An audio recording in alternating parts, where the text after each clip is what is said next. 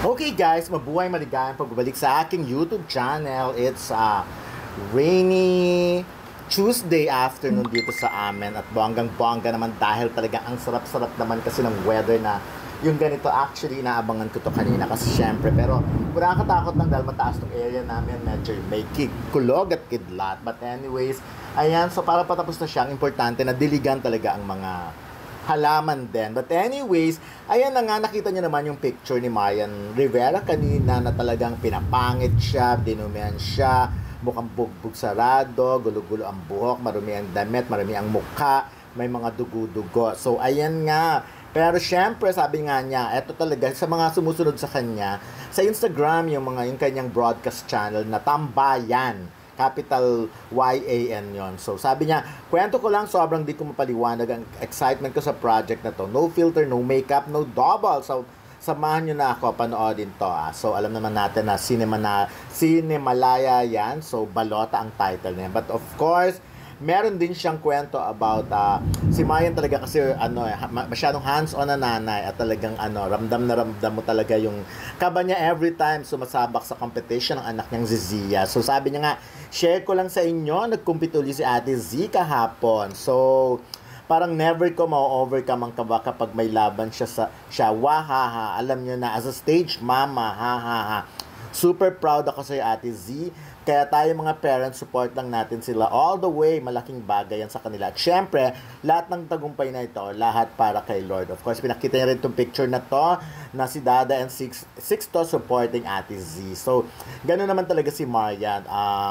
Every time na lumalaban nga ang anak niya, siya talaga yung kabado. Kahit sino naman yatang nanay, ganun ang nararamdaman. So, ang maganda kasi kay Marian talaga, every time ini-interview namin siya, hindi talaga alam ng mga anak niya na that they are famous. Yung sikat na sikat din sila. Dahil sikat ang kanilang parents, sikat sila, hindi niya alam yun ng gano'n. Means, before daw, nagugulat pa ang bata, si Z, yung bakit ang dami nagpapapicture sa nanay niya, yung mga gano'n. Eventually, syempre, may sarili na ring isip. Yung bata, lumalaki na si Zia.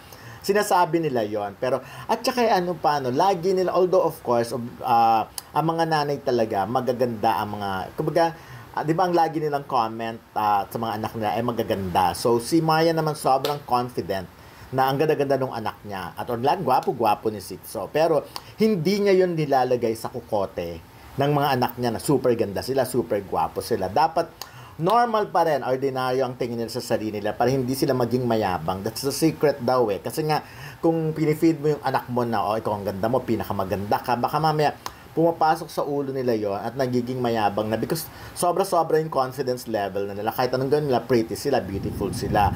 So si Marian, ang style niya, of course, lagi niyang nire-remind ng kanyang mga anak na magaganda at na maganda at gwapo, pero syempre kaakibat mga sinasabi niya yung tungkol sa dapat humble ka pa rin, dapat marespeto ka pa rin, dapat mabait ka pa rin. And si Maya naman, kahit anong chismis ang binabato sa kanya, ako talaga I vouch na kasi nakita ko naman syempre yung somehow may konting kamalditahan ng lola mo, 'di ba? Kahit naman ako, 'di ba? Kung biru-biruin niya, minsan may isang press ko na may tinanong ako, super super sabi niya, kasi hindi ka nakikinig doon, yung mga ganong tipo. Kasi very chika na kami, na anytime, kaya niya na akong biruin, at kaya ko na rin siyang biruin, ganun din naman.